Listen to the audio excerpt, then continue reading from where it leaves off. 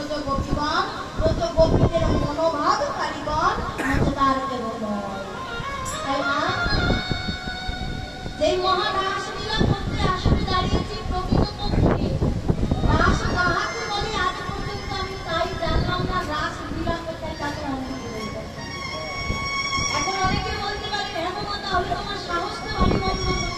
হ্যাঁ তুমি রাস কাকে বলে তাই জানো না, আসলে দাঁড়িয়ে বলে রাসের ব্যাখ্যা করো বাবা। ওই যে শুনেছি বৈষ্ণব কৃপা বিনে কোনো কর্মে ভক্তি নয় কৃষ্ণ প্রাপ্তি।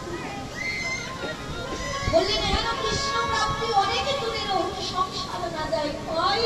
কোন জীবের উপরে যদি একবার মহৎ কৃপা হয়ে যায়, কোন জীবের উপরে যদি একবার বৈষ্ণব কৃপা হয়ে যায়, কোন জীবের উপরে যদি একবার ভক্ত কৃপাটা হয়ে যায়, নিতাই গৌর হরিবল বলছে অসাধ্য।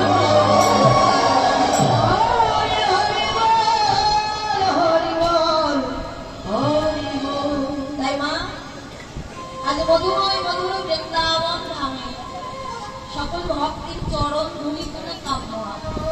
কেন আপনারা যদি নিজ গুণে কৃপা করে আপনাদের শ্রীচরণের দাস করে নিন, এই দাসের প্রতি শ্রীমতী রাধারানীর প্রেম ভক্তি এবং অনুরাগ আপনারা ভিক্ষা দেন। কারণ সে প্রেম ভক্তি অনুরাগ আমার হৃদয়ে ধারণ করে সকল ভক্তির শ্রীচরণ ধুলি আমার মস্তকে ধারণ করে আমার মতো প্রেমবিহীন ভক্তিবিহীন জীব দ্বারা তো প্রভুর লীলা সংকীর্তন সম্ভব। তাই প্রভু আমার নববৃন্দাবন ধামে নিজ ভক্ত সম্মুখে নিজের রাস রস সংকীর্তন তিনি নিজেই আরম্ভ।